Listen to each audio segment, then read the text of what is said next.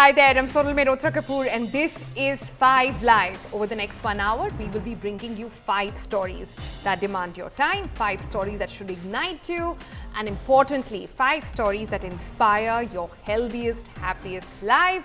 So stop scrolling and let's get started. Let's tell you what's coming up on the program today. First up, on 5 Live, we've got Prime Minister Modi doing a new geopolitical sort of rundown altogether. He seems to be garnering support from BRICS and Asian countries. Meetings to happen in China, which will be the first for him in 7 years, and also in Japan. Next up, in the big health story for the day, we've got the salt showdown. There is pink salt, black salt, rock salt. Which one should you really have? And importantly, in what quantity? We'll bring you the full explainer. Then the story that has taken the AI world by storm. This is not fiction, but a young teenager asked ChatGPT how he could hide the fact or perhaps take his own life. And then ChatGPT did comply. His parents are now filing a case. And then on the program, on the trend check, we tell you what the big denim war that's unfolding in the world, from Gap to American Eagle.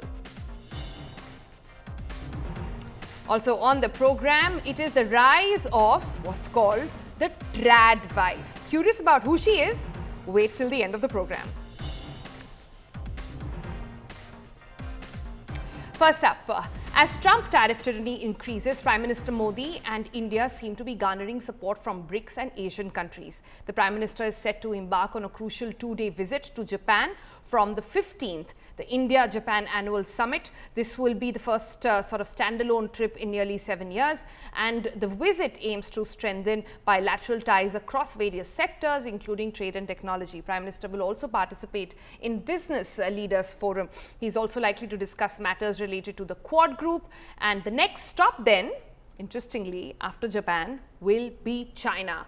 Prime Minister will be in China from August 31st to September 1st, where he will attend the SCO summit. He's likely to hold bilateral talks with the Chinese premier as well on the sidelines of the summit. And this will be Prime Minister's first visit to China in more than 7 years, as the two neighboring nations work on further diffusing border tensions. Also, roiled by deadly Galwan clash in 2020. The tariff pressure on New Delhi from Trump administration is also driving the expectations of a positive meeting between the Chinese President Xi Jinping and Prime Minister Modi on the sidelines of that summit.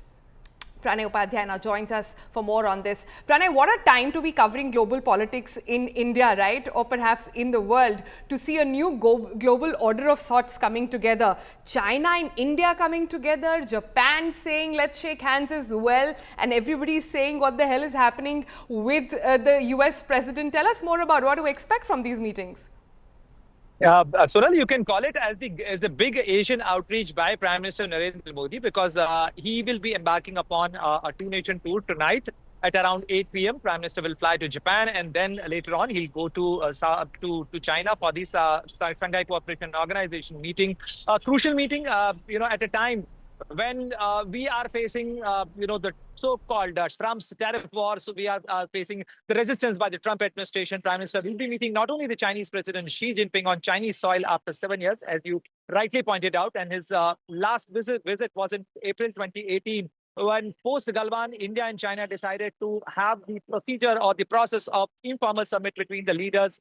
And post Doklam, that was the thaw. And now both Prime Minister Narendra Modi and President Xi Jinping would be meeting after Galwan in the recent past. We have seen how both the countries have tried to minimize their differences and initiate the processes of confidence building. And this will help both the countries to reach out to each other to understand and build the confidence building measures. But also in China, Prime Minister Modi will be meeting Russian President Vladimir Putin.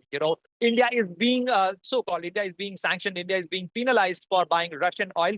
And this is a big message, Sonal, because India want to give out the message that we cannot compromise our strategic autonomy. The foreign policy will be pursued as per India's national interest. And this is a unipolar world. As you said, new friends are being built, new contacts are being explored. And this is an interesting time for the geopolitics when the unipolar world is transiting towards the multipolarity, and this is the multipolarity at its best. Right. So business, a lot of business interest also actually coming in as that meeting unfolds. Thanks so much, Pranay, for joining us with all those details. All right, let's move on to the big health focus on 5 Live tonight.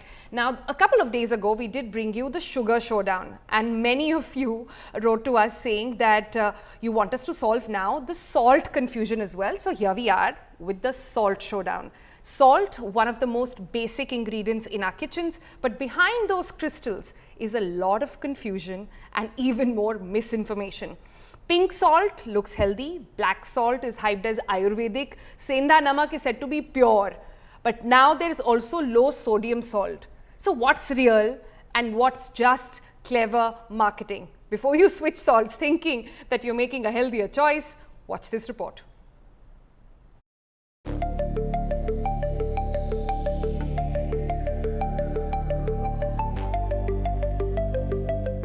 Salt, one of the most essential and overused ingredient in our kitchens.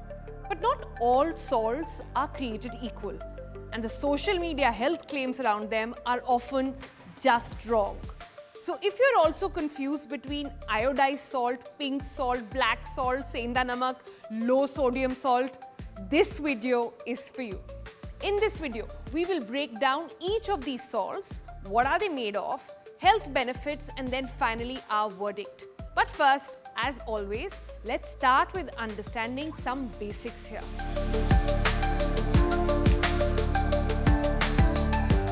What is salt really? At its core, salt is sodium chloride, NaCl, remember from your chemistry books, a compound that helps regulate fluid balance, nerve transmission, muscle function in the body. But too much of it, especially sodium, is a well-known risk factor for high blood pressure, stroke, and heart diseases. The WHO recommends limiting salt intake to less than 5 grams per day. That's roughly about 1 level teaspoon. That's right, just 1 teaspoon. But in India, we significantly overshoot our limit. The average Indian adult consumes about 10 to 12 grams of salt per day, more than double the recommended amount, and much of it actually comes from stuff you don't realize. Things like pickle, papad, snacks, processed food, namkeen, and even the restaurant meals. So while debates rage over which salt is the healthiest, the real issue is most Indians don't need to care so much about which salt, but how much. Having understood that, let's break down the different types of salt commonly found in our kitchens. Number 1, iodized salt. Now, this is the regular table salt. It's fortified with iodine. India still battles iodine deficiency. Remember, disorders like cognitive impairments, especially in children and pregnant women, all linked to the lack of iodine, so it's a must. It is also an essential in thyroid health.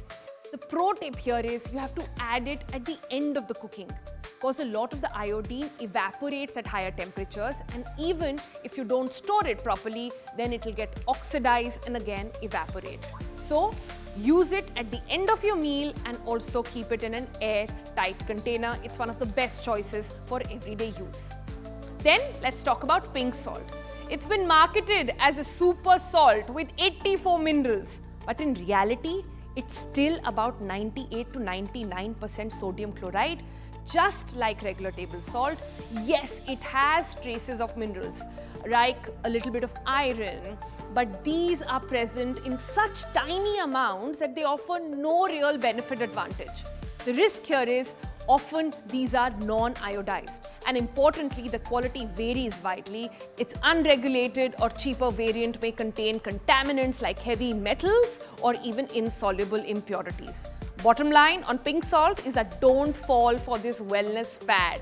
Pink salt may look pretty, even taste slightly different, but it's not healthier than your iodized salt. If you rely on it daily, you will be at the risk of missing out key micronutrients, like especially those who have thyroid needs. Next, let's look at black salt or Kala Namak. Now, this is a type of volcanic rock salt containing a sulfur compound. That's what gives the characteristic tangy, sort of eggy smell and taste. Composition, roughly the same sodium content as the table salt, often used in Ayurveda though, and believed to aid digestion. But the scientific backing on this is rather limited. The pungent flavor profile can help people use less overall salt in cooking, which is a good thing. But remember, Kala Namak is great to flavor and sort of punch in your chaat or your raita, but it cannot replace your table salt. Use it for taste, not for health. Next up is Sendha Namak or rock salt. Now, what is this? It's essentially crystallized salt, often used during religious fasts and in sattvic cooking as well, typically mined from earth and marked as pure and natural. But come on, claims of being alkaline, detoxifying for better digestion are not backed by modern science. Mostly sodium chloride, like other salts, but not significantly different, nutritionally speaking. Culturally, it is significant, it is even safe for occasional use during fasting, but don't replace your iodized salt with Sendha as your everyday option. Spiritual doesn't equal superior for health. And then there is low sodium salt, a blend of sodium chloride and potassium chloride, often recommended for people trying to manage high blood pressure. How, you ask? Because this potassium helps offset the sodium's impact on blood pressure. And most Indians don't get enough potassium in their diets. This salt is actually WHO recommended to lower the cardiovascular disease risk, especially in countries like India where salt intake is far than what is actually required. But remember, if you have kidney issues, if you have a heart issue, or if you have any potassium sparing medication that you're on, do not switch to this without asking your doctor. This is DYOR. Do your own research, ask your doctor. Excess potassium can be dangerous for you as well. Now, the bottom line on this is it has a slightly bitter or metallic aftertaste. Not for all people, some people find it more than the other, but it's a valuable salt substitute for people with hypertension, but only, like I said, if your doctor prescribes. Do not self-prescribe. So what are the salty takeaways from this? Sodium is sodium, whether it comes in pink, black or fancy artisanal salt. If you have high blood pressure or heart disease, the best thing you can do is cut down on the total salt intake. Iodine still matters, especially in a country like India where deficiency can be very common. For you, salt smart, not just salt fancy. Sonal Mehrotra Kapoor, India Today. All right, Suman Agarwal joins us now, founder of Self-Care by Suman and nutritionist as well. Suman, we decoded the sugar showdown, but I have to say, even while I was researching for salt, the amount of misinformation out there is just mind-boggling. People think pink is pretty, people also think pink is very pure. So here's number one to tell them, pink salt A is not your replacement for the regular salt. How many times do your clients come to you say कि हम तो सिर्फ pink salt ही खाते हैं? Yeah, this is a rising trend. Anyone comes, oh, we are only cooking in pink salt, but of course, because it's Himalayan salt, it is expensive. So people think it's really good. Anything expensive has to be better than something cheap, but they don't realize. So as soon as I see their blood reports and I see high potassium, I said, are you taking pink salt? And more often than not, their answer is yes, we have switched to pink salt. So people don't realize it's not that pink salt is totally banned. As you mentioned in your research earlier, that what you spoke just now, that white salt, because it is aided with iodine, iodized salt, which our country is deficient in. It's very, very important to maintain that salt and take pink salt just sparingly on charts and etc. Okay, not replace your regular salt. This is what I tell my client. Chaat, And you're same saying, but thing I goes thought with chaat black and salt. Kala Namak is the right combination. I thought that's what's been going on in your chaat, in your buttermilk, etc. So could you explain to us how does combination happen? You know, there is so much of science in the combination of foods that our grandmoms have been serving us for a while. Could you just decode that a little bit for our viewers? So, there are salts, as you mentioned. There is Sendha Namak, which is used during fasting period. Then there is pink salt, which is from the rock itself. It has a lot of impurities. It could be having heavy metal, which we don't know. That's why we cannot replace it. And then we have regular salt and black salt. So black salt is very good to put on fruits or like, buttermilk, etc. Pink salt can be used in salads then because it has a little bitter and the bitter taste and tangy taste. So it can be used for salads if you like and you like that taste. But primarily everyone should cook in salt, and total amount of salt should be restricted because of the rise in blood pressure and other heart issues. And but another thing, Sonal, people don't realize hidden salt. There are a lot of Yes. hidden salt in Yeah. food, Yeah. which is like the sauces, which has hidden salt. Then there is bread. If you have one chapati, it is hardly 1 mg of sodium, whereas one slice of bread has almost close to 100. Oh, Because it has, yeah, because they add something called sodium benzoate to stop the molds from growing. So that then again it stabilizer. raises, yeah, sodium level.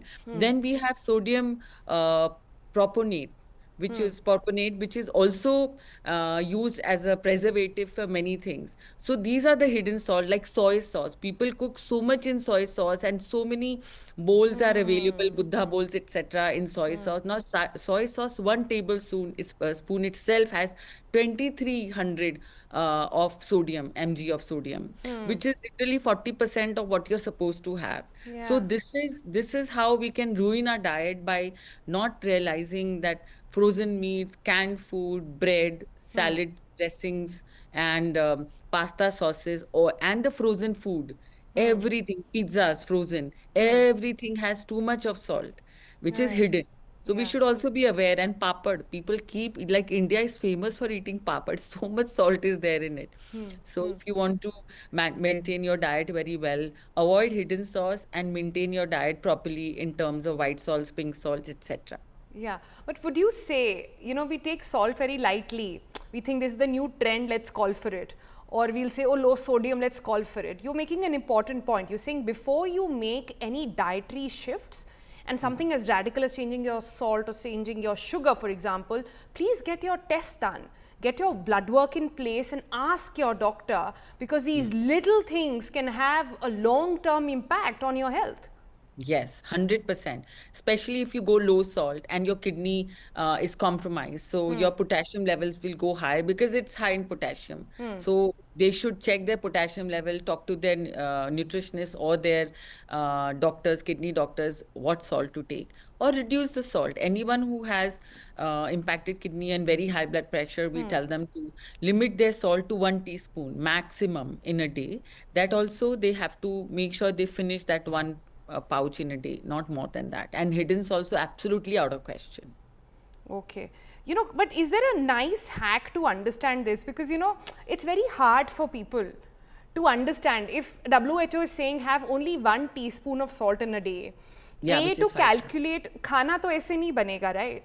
When food is being cooked in the house, it will be cooked in different proportions. So is there a hack that you have devised perhaps for your clients to say, how do you keep a check on your salt level? This is assuming that you're doing the right thing and eating at home, eating fresh food at home, and not consuming a lot of stuff that has been ordered in 10 minutes or you're going out. Yeah. So we tell them not to add table salt, only use what is in cooking, firstly. And then don't add, like, chas, have it without salt if possible. Have, like, you can always enhance the taste by adding jeera powder and little adrak mirchi ka juice. Then not to have consume pickles and chutneys. Chutneys are very high in salt. So avoid using too much pickle, okay, and chutneys and too much chutneys and sauce, ketchup, okay, and papad. Avoid papad totally. And the commercially available packet food also should be avoided. And so that is the only way you can manage. Otherwise, you can't make your life so hard by measuring 1 teaspoon and making sure that much is used for how many people are eating. It's a very difficult Yeah. calculation. Yeah. We tell our clients to avoid salty food, okay, which is, as I mentioned, all those things, and plus hidden salt. And you just use regularly cooked food and not to add table salt. Got it. But so, I mean, a lot of people watching this will say, "Zara sa namak hi to hai." Like, how harmful can it be? Could you take us through what excess levels of salt can actually do to your body? So so it harms the people who have kidney and blood pressure issues. Okay, definitely. But excess salt also makes you retain a lot of water. So the pressure on the heart increases because you're retaining so much of water. Then when the blood pressure goes high because you've taken very high sodium food. So recently it happened with me.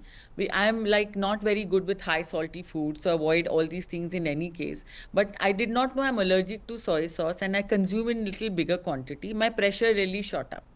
Okay, and this happens with a lot of people. It's just that I'm too much aware about myself, so I came to Yeah. know. So to maintain the pressure, and especially after certain age, all these things really matter. So if you can maintain your diet little bit cleaner and neater, so the pressure on your body is lesser. If your pressure is high without you realizing it, then it can impact enhance arteriosclerosis, which is a thickening of the artery, which ultimately causes blockage, and ultimately you need to do invasive or non-invasive surgeries for the same. So that is what people need to know. High salt can cause high pressure. High pressure can put pressure on your heart and also thicken your artery and also cause vertigo. So when your salt really goes high in the body, so it also causes inner ear imbalance, which can cause vertigo. Yeah. Got it. So Interesting. Very yeah. interesting. So I want to understand, should the consumption of salt, and that applies even to sugar, for example, should it change with age? For example, for women post 30, for women post 50, maybe when they're in perimenopause or otherwise. For men, similarly, post 40 or before that, is there should that change at all? Yeah. I want to tell you, Sonal, all these habits about sugar and salt are developed in childhood. Okay. It is the amount of salt we eat regularly. It converts into our older age. Then we have health issues and then we try to control. So if the mothers who are listening to this video, this Yeah, TV, yeah. this news, this thing, they should make sure the children are not introduced to very high salty food, which is there in ketchups and packaged goods and the chips and the kurkure, etc. Otherwise, child gets used to having such high salty food. Okay. Secondly, the same thing with sugar, that they should not be exposed to sugar at every meal. Then they will taste bud will want that. But what happens after the age of, especially after 45, which we call half life, and after the age of 45, your body starts to sort of slow down.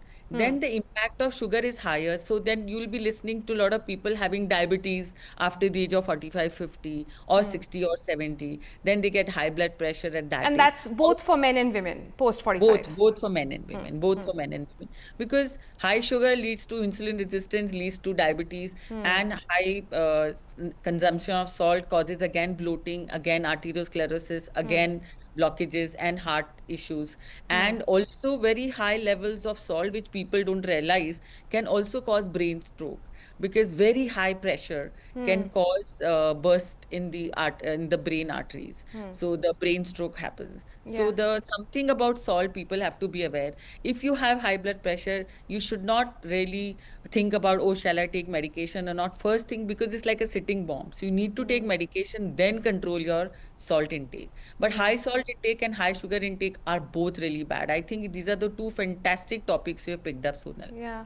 No, thank you for that. But, I wish we also had a doctor actually to sort of reflect on this, perhaps for next time, where, it's a plea to the doctors. Every time somebody goes to you with a blood pressure issue, instead of the first thing that you do is prescribe a medicine, ask them for their eating habits. Fix the lifestyle before asking them to sort of take a pill, which means that the salt intake remains the same and the pill is doing the work, and then there are side effects, and then kidneys are impacted, and the rest of it. But you've picked up a very interesting topic, and one that all the mothers are very, very divided upon, and actually a lot of grandmothers and mothers are divided upon on whether or not kids should be given salt and sugar.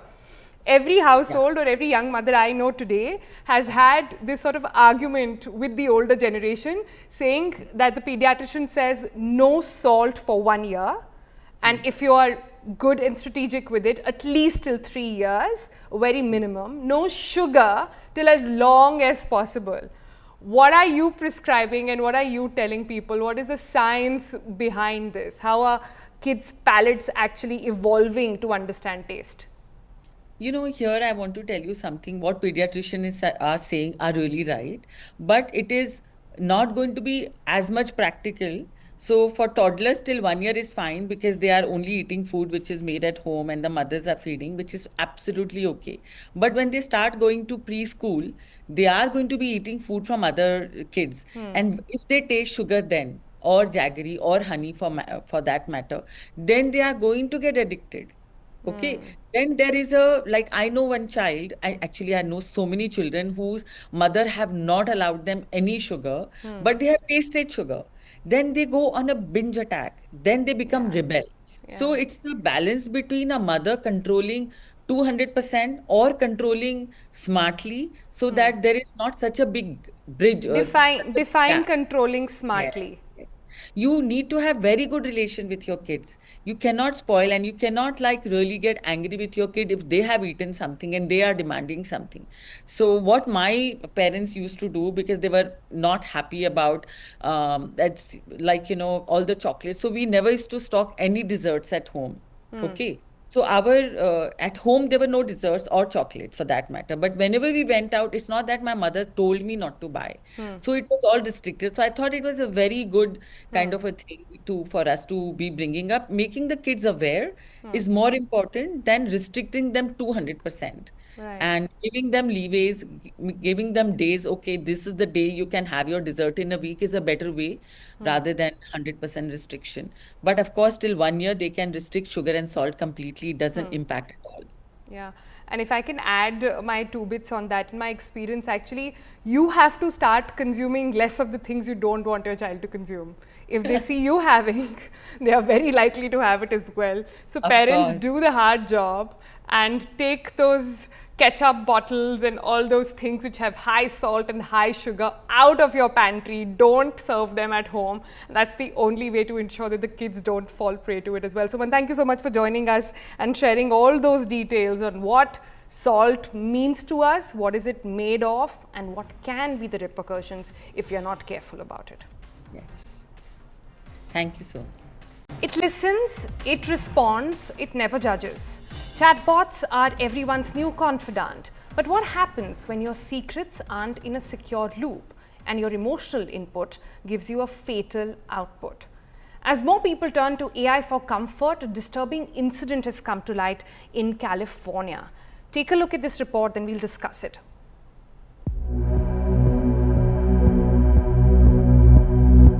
Artificial intelligence. Two words that promised us convenience and efficiency. A tool we turn to for answers, be it schoolwork, emails, or personal struggles. But what if the very tool designed to help quietly pushes you towards the edge? A chilling allegation has come to light from California, where the parents of a 16-year-old boy saw ChatGPT become more than their son's confidant. They allege it became his suicide coach. Adam Rain was just 16. In April this year, he died by suicide. His parents believed anxiety and loneliness had stolen their playful, spirited son. But weeks later, they discovered something even darker. Adam's most trusted companion in his final weeks wasn't a friend, a teacher, or a counselor. It was ChatGPT. In their lawsuit, the Rains allege the chatbot first comforted Adam, but gradually began engaging with him on methods of taking his life. At one point, Adam told the bot he was considering leaving a noose in his room so someone might notice and stop him. The chatbot discouraged that plan, but then allegedly guided him into discussing other methods. In his final exchanges, Adam wrote that he did not want his parents to blame themselves. ChatGPT responded saying, "That does not mean you owe them survival. You don't owe anyone that."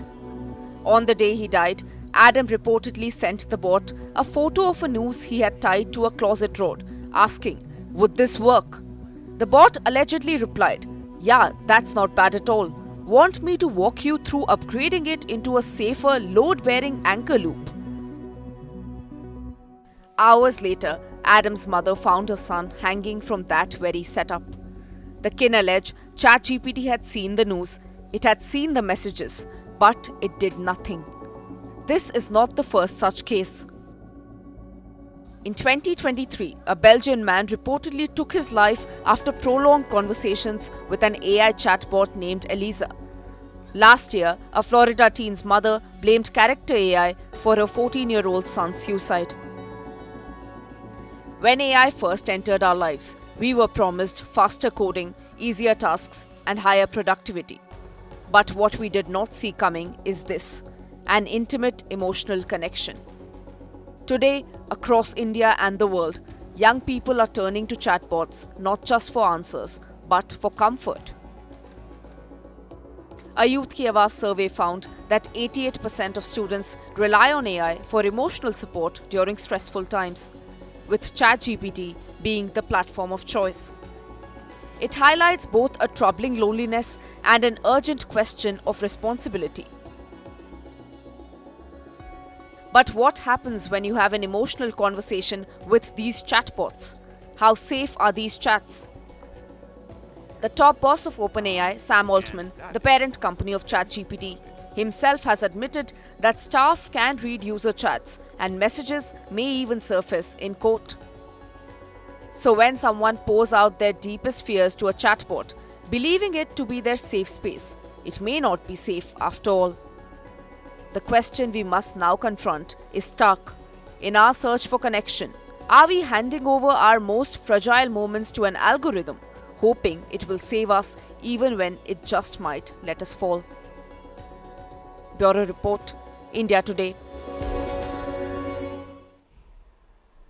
Worrying, very, very worrying what's happening with our young adults and how ChatGPT, or perhaps let's not name one brand, any AI tool for that matter, is perhaps not helping but aiding in situations which can be very, very harmful. Joining us now for more on this is Riddhi Doshi Patel. She's a child psychologist, also an author.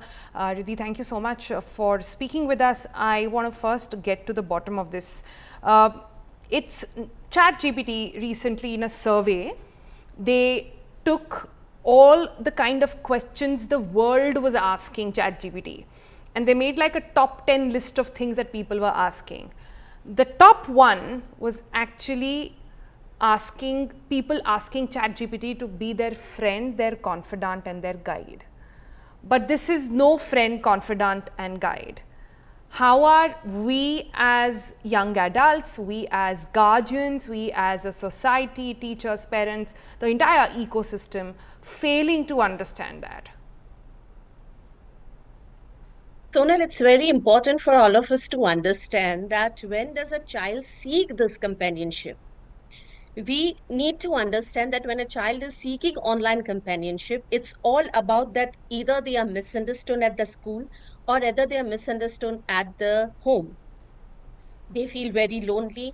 They do not have an output or they do not have a space where they can share their emotions. They are constantly struggling with their emotions and they do not have an outlet.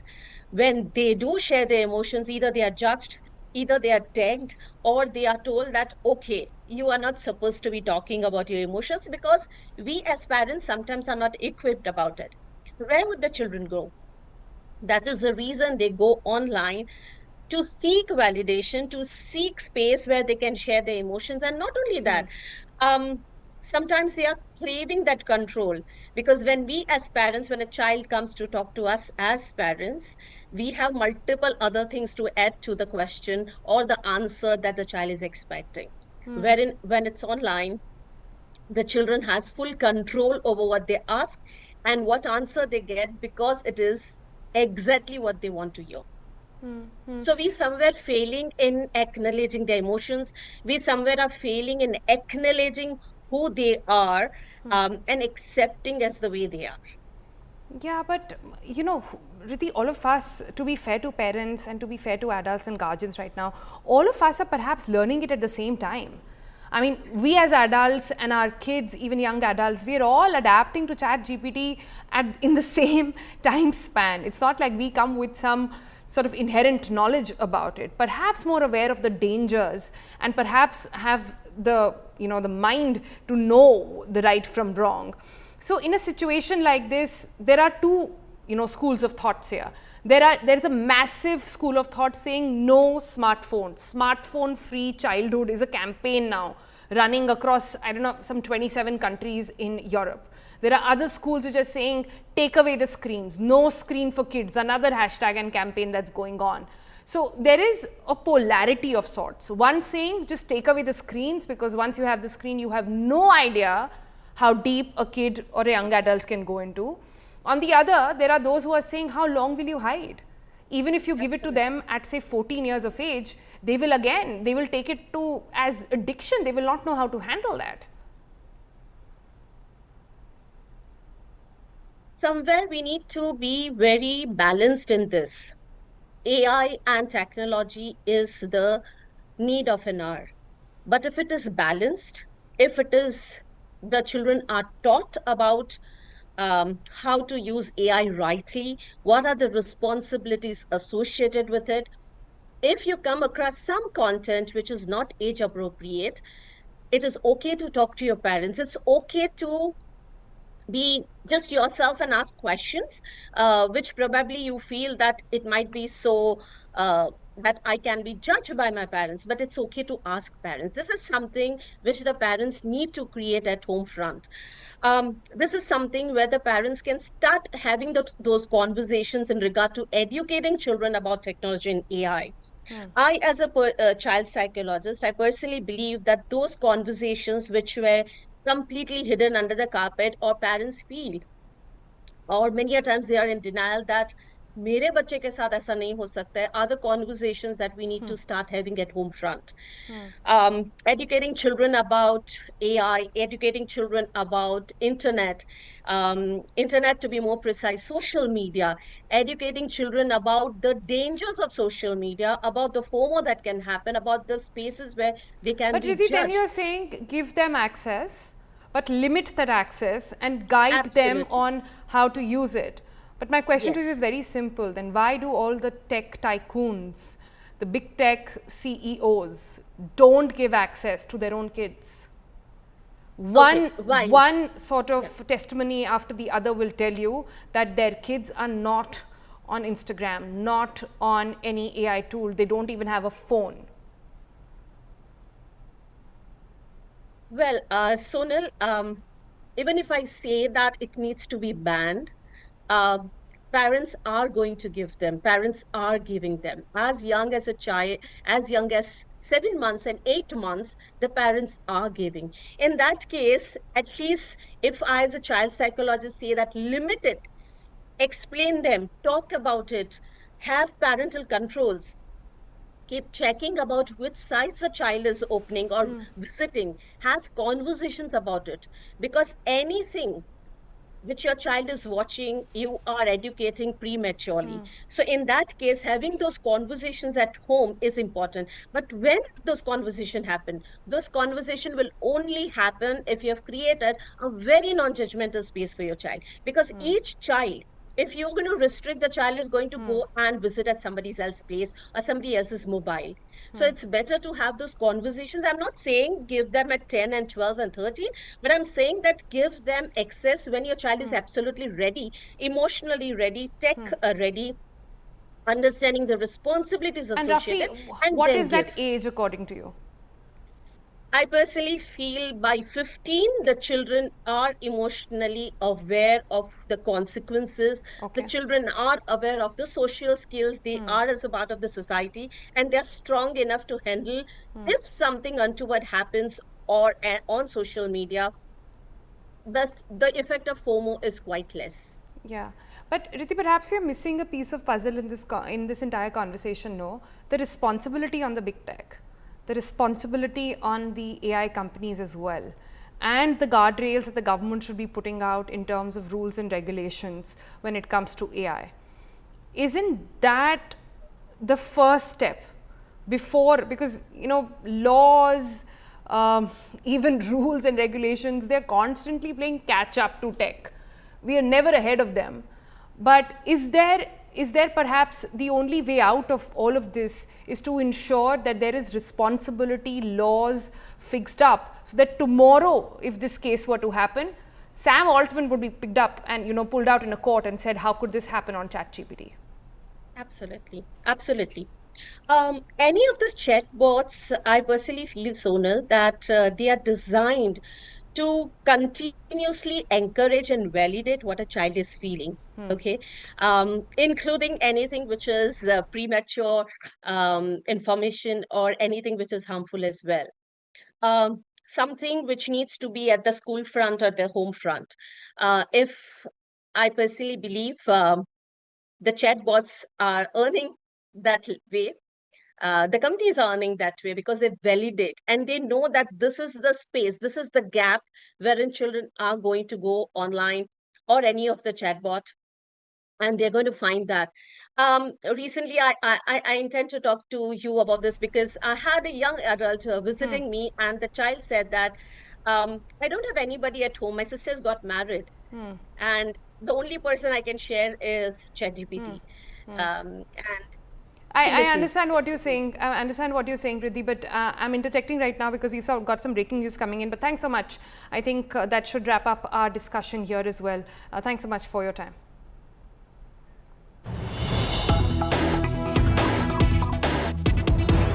शिक्षा बहुत पहले लुप्त की गई। एक नई शिक्षा पद्धति इसलिए लाई गई कि हम लोग सदा विदेशी आक्रमकों के या विदेशी हमारे उस समय जो शासनकर्ता थे, हम उनके गुलाम थे, उनकी गुलामी में हम सदैव बने रहे। इस देश पर उनको राज्य करना था, इस देश का विकास नहीं करना था, और इसलिए सारी जो प्रणालियां उन्होंने बनाई उसमें हम इस देश पर राज्य कैसा कर सके इसको ध्यान में रखकर उन्होंने बनाया। उन्होंने इस देश को जीता था, इस देश को उनको अपने अधीन रखना था, उसके लिए जो करना है वो उन्होंने किया। लेकिन अब हम स्वतंत्र हो गए तो हमको राज्य चलाना केवल नहीं है, प्रजा पालन करना है। उसकी मानसिकता निर्माण होना, उसके लिए आवश्यक वो सारी जानकारी भूतकाल की भी बच्चों को मिलना, जिससे उसमें ये गौरव पैदा हो सके कि हम भी कुछ है, हम भी कर सकते हैं, हमने करके दिखाया है। ये सब परिवर्तन होना आवश्यक था। थोड़ा बहुत होते होते पिछले सालों में और इसका अवेयरनेस ज़्यादा बढ़ा है, और इसलिए नई शिक्षा नीति में ये सारी बातें लाए। ऐसा प्रयास चल रहा है, कुछ बातें हो गई ऐसा मैं सुन रहा हूँ, कुछ बातें होने वाली है, लेकिन शिक्षा में ये प्रणाली इस प्रकार बदलना, प्रशासन में भी इस प्रकार की प्रणाली बदलना ये आवश्यक है। उदाहरणार्थ मैंने सुना, अब वो पुरानी बात है, अब होगी ऐसा नहीं। नागपुर में, मैं नागपुर का प्रचारक था, तो एक सज्जन आ गए, वहाँ इनकम टैक्स कॉलेज है, केरल से आए थे, IPS कैडर के थे। वो कार्यालय ढूंढते ढूंढते आ गए और मुझे अटल बिहारी वाजपेयी से मिलना है। तो मेरे कार्यालय प्रमुख वो यहाँ नहीं मिलेंगे। नहीं, यहाँ से उनके पास मेरा संदेश जा सकता है। तो वो जनसंघ का कार्यालय, नहीं उस समय बीजेपी थी, बीजेपी का कार्यालय है, वहाँ जाइए। तो उसने कहा वहाँ गया था, वहीं से यहाँ भेजा है। तो अब क्यों भेजा मुझे मालूम नहीं, मैं नागपुर का प्रचारक था इसलिए मुझे मेरे सामने ही उनको भेज दिया। मैंने कहा आपको अटल जी से काम क्या है? तो मुझे ALQ करना है। क्या ALQ करना है? तो उनका मैं केरल से आता हूँ, केरल में हम लोग अपनी वेष्टी मुंडू वो लपेट के, एक कुर्ता पहन के, हाफ शर्ट अथवा फुल कुर्ता वो पहन के हम ऑफिस में जाते हैं, ऑफिस में काम करते हैं। पुलिस वाला हूँ इसलिए कभी कभी वर्दी में जाना पड़ता है, जाता हूँ। यहाँ मैं आया, नागपुर इतना गर्म प्रदेश है, गर्मी के दिन भी थे वो, मैं ऐसे ही वेश में गया तो मुझे डांटा गया कि you have to follow the etiquettes, और ड्रेस कोड है। तो मुझे लगा ठीक है, तो मैंने जाकर खादी भांडार में कुर्ता पैजामा जैकेट सब खरीदा, वो पहन के गया। उनका ये नहीं चलता है, ड्रेस कोड ऐसा है, पूरा सूट चाहिए, कोट टाई वगैरह वगैरह सब। तो मुझे ये समझ में नहीं आया कि यहाँ नागपुर में गर्मी के दिनों में ये कैसे चलेगा भाई? हम तो उबाल उबाल कर आलू हो जाएंगे अंदर ही अंदर। तो मुझे एलएक्यू करना है कि ये कब बदलेगा।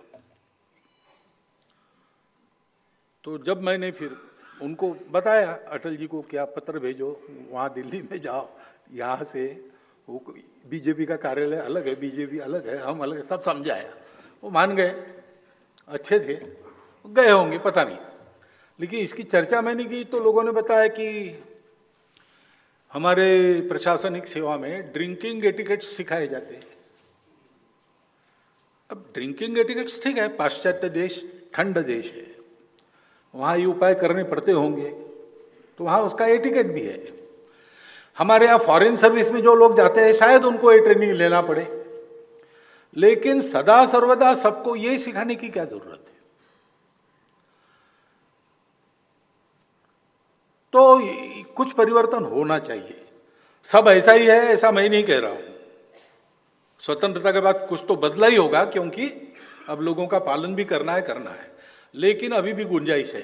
तो वो सारे परिवर्तन होने चाहिए और इसमें बहुत ज़्यादा अप्रेंसिव होने की जरूरत नहीं। सब जगह अपनी परंपरा की, अपने मूल्यों की, अपने मूल्यगत आचरण की, यानी संस्कृति की शिक्षा देनी चाहिए। वो रिलीजियस नहीं है, वो सोशल है। हमारे रिलीजन्स अलग अलग हो सकते हैं, सोसाइटी के नाते हम एक है, ये समझकर वो कॉमन है। जैसे माता पिता को सम्मान देना, ये किसी रिलीजन में इसकी मनाही है क्या? बड़ों के सामने नम्रता रखना, अहंकार के अधीन नहीं होना, आदि आदि बातें एक विशेष है और अलग दिखती है। दूसरी जगह दूसरा है, उसके वहां कारण होंगे, उसके कारण होगा वो, मैं उसको खराब नहीं कह रहा हूं, लेकिन अपना अच्छा है। तो ये शिक्षा मिलनी चाहिए और ये एक तरह से यूनिवर्सल है, बहुत थोड़ा अंतर है। Good manners they are nearly universal. बस भोजन करते समय हाथ से भोजन करना कि नहीं, ये अलग है। लेकिन ऐसी छोटी बातें, छोटी छोटी यूनिवर्सल है। तो इंग्लिश नॉवेल्स आप पढ़ेंगे तो ये नहीं मिलेगा ऐसा नहीं है। हम अंग्रेज नहीं है, हमको अंग्रेज नहीं बनना है, लेकिन इंग्लिश एक भाषा है। भाषा सीखने में क्या दिक्कत है? हमारे घर में, हमारा 3 पीढ़ी से संघ का घर है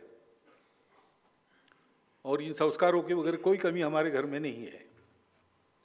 मैं 8वीं के क्लास में था तब पिताजी ने मुझे ऑलिवर ट्विस्ट पढ़ाया, प्रिजनर ऑफ झेंडा पढ़ाया, अनेक इंग्लिश नॉवेल्स में पढ़ चुका हूं। इससे मेरे हिंदुत्व प्रेम में रत्ती भर भी अंतर नहीं आया, नहीं आता है। एक भाषा के नाते जो कथा वस्तु है उससे बोध लेने के नाते हम पढ़ते हैं तो उसका दुष्परिणाम नहीं होता। लेकिन हमने ऑलिवर ट्विस्ट, चार्ल्स डिकेंस का पढ़ा और प्रेमचंद की कहानियां छोड़ दी, ये ठीक नहीं है। हमारे यहां भी है, साहित्य की कितनी उच्च परंपरा है, रामायण महाभारत से लेकर उपनिषदों की कथाएं देखो, आज तक चलती आ रही। हर भाषा में एक लंबी अच्छी परंपरा है, वो सीखना चाहिए और इसकी शिक्षा सब में मिलनी चाहिए। क्योंकि मिशनरी स्कूल हो, मदरसा हो, कुछ भी हो, रिलीजियस एजुकेशन एक अलग बात है, लेकिन सोशल मेरिट के नाते हमारा सबका सिलेबस एक है। वो भारत की परंपरा है, प्राचीन काल से चलती आई है। जैसे श्रीमान आरिफ बेग आए थे, मैं नगर प्रचारक था अकोला में, विजयादशमी उत्सव के अध्यक्ष के नाते वो आए थे। तो उन्होंने कहा था कि इस देश की परंपरा कैसी है, सबके लिए कितनी अच्छी है। तो उन्होंने उदाहरण दिया था कि अलंकार सुग्रीव और अन्य वानरों के पास मिले, वो सीता जी के है कि नहीं पहचानना था, लक्ष्मण को बुलाया कि तुम भी पहचानो। उसने कहा मुझे केवल पैर की पंजनियाँ दिखाओ, क्योंकि मैंने कभी सीता जी के मुख की ओर दृष्टि नहीं डाली, मैंने हमेशा उनके चरण ही देखे। अब इसमें जो एक संस्कृति झलकती है वो कितनी बड़ी है, वो सबकी समान है, उसकी शिक्षा सब में होनी चाहिए। उससे हमारा रिलीजन मार नहीं खाता, उल्टा अधिक अच्छा बनता है।